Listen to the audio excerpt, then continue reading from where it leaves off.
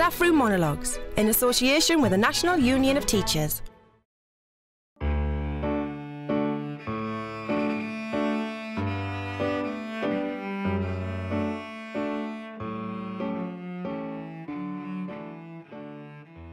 Locked Stockroom and Two Smoking Gerbils is a very funny monologue, and we received lots of entries.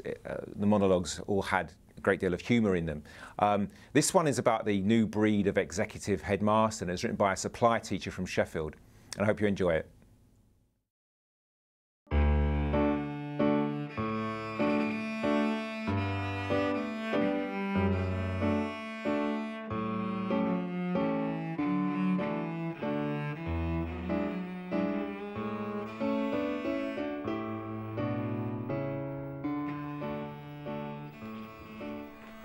What am I doing?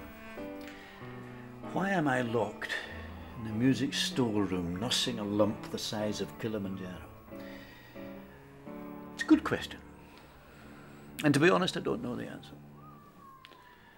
The last thing I remember is being disturbed by a timorous knocking on my office door. Sylvia Sensible from Year 6 was standing there holding a note. Could I go to her classroom immediately? Well, I winced at the prospect of entering the engine room of educational practice. The heat, the crowds, the senseless violence. Surely it would be in everyone's best interest if I remained here at the helm, monitoring performance, using complex data inputs and personalised subject tracking grids. Surely there's somebody else who can handle the practical side of things. Well, apparently there wasn't. My deputy, Mrs. Vigor, was on a restraint training course.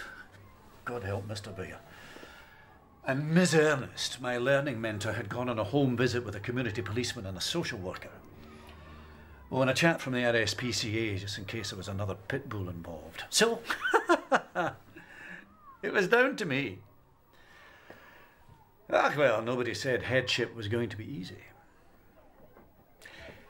Is there a problem, Miss Goodchild? I asked, ignoring multiple disorders, multiple disorderly kicking of the stockroom door. I smiled optimistically at her, hoping it would make that little vein in the side of her head pulse less violently. I'm afraid multiple's been rather difficult this afternoon, she said. I noticed that her voice was as sweetly strung as an over-tightened piano wire. Perhaps you could talk to him, she said. I smiled in the boy's direction, and despite his express wish that I should mind my own copulating business and copulate off, I attempted to get to the bottom of his troubles. Unfortunately, as things turned out, his troubles were more complex than I anticipated. He mentioned something to me about a ball, about an ant and a deck, all of which were copulating, and none of which made sense. So, after deftly avoiding several airborne items, including a large novelty pencil case in the shape of Britney Spears, a hydration for education water bottle and a primary thesaurus, and pausing only to advise other children to ignore multiple leaping from desk to desk and stomping in their work, I retired to a safe distance and conferred professionally with Miss Goodchild.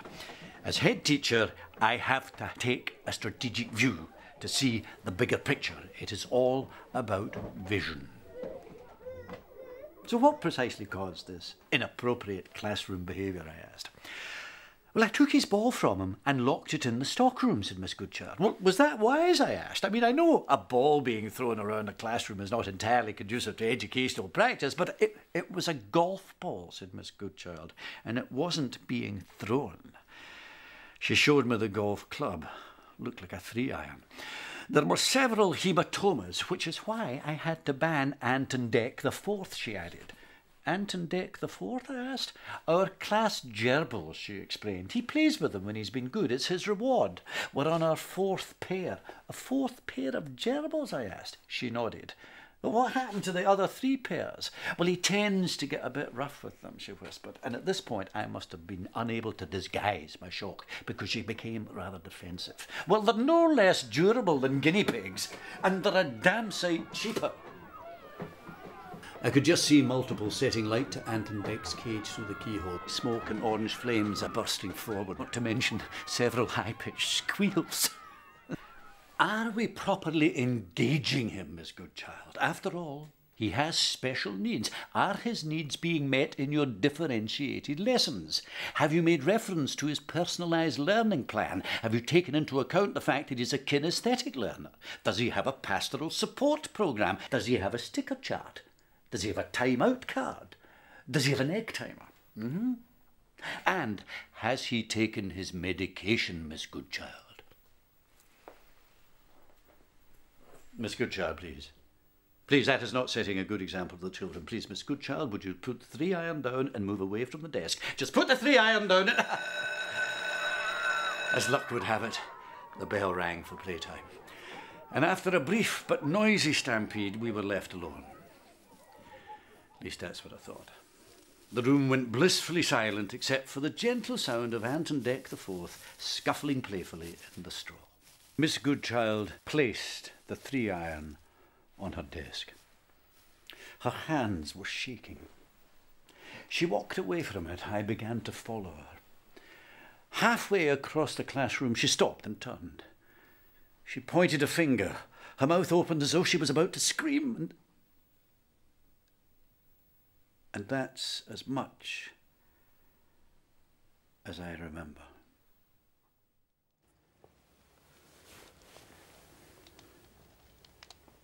Miss Goodchild is as pulseless as I have ever known her. I suspect she needs urgent medical help, which is why I have decided to update health and safety procedures, ensure there is a contingency plan for dealing with locked music stockrooms, revise policy on the avoidance of serious head injuries, introduce a code of conduct to prohibit death in service, and begin a formal review of fire precautions. Now, I say fire precautions because the smoke is just beginning to seep under the door. Dealing with this really ought to be in someone's job description. You see, it's all about vision. Vision.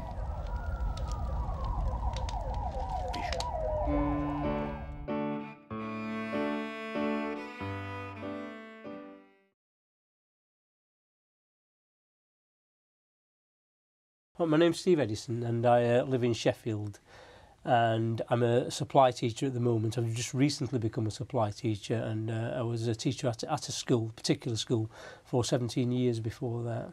One, take two. The inspiration essentially comes from the people that you work with and the people that you experience through your career. You'll have to hang on to this. The thing that came to my mind when I was beginning to write this was the story of the Emperor's New Clothes. That sometimes people have to start believing something that really your common sense tells you this is crazy. And sometimes things come through, initiatives and ideas come through, and you think, if you stand back a little bit and look at it, you think, well, this is ludicrous, really. This is an absolutely crazy idea. But somehow you feel that you have to believe in it because it's your job to believe in it, and you've got to put it into practice, and then you go away and scratch your head and think, how do we actually do this in practice? And how do we find the hours and the time to do all this? I smiled optimistically at her, hoping that I would make that little vein in the side of her head pulse less violent. When I first started teaching 22 years ago, head teachers would take a class, or they would take groups out or do that sort of thing. I think these days heads tend not to take classes and have very little sometimes to do with children at all. Head teachers want X, Y and Z doing, and then teachers have to put this into practice, and the head really hasn't got a grasp of how difficult this is. The last thing I remember being disturbed by a criminal smoking on my office door.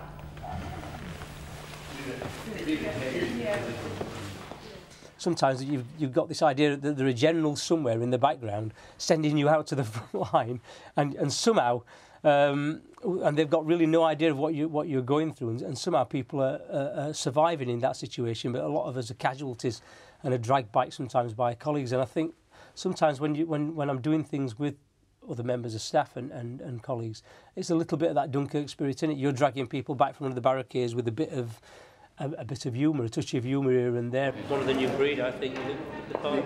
You're right. Yeah, in the suit. Just to see somebody you sort of recognise so well from television, at first it's a little bit daunting. I had a view of the character, a vision of the character, but immediately Bill's taken it over, and I can see the character in him, but he gives it a different dimension as well. He takes it to a different place, you know, the place that I hadn't thought of. Just through things like just the mannerisms, the looks, the odd bit of action that he puts into it. Is it a problem, Miss Goodchild? I think being a teacher is in a way is almost like being an actor, because you walk into a classroom, you walk into school, no matter how you feel that morning, you have to walk in, you put the smile on straight away, and you become you go into role straight away.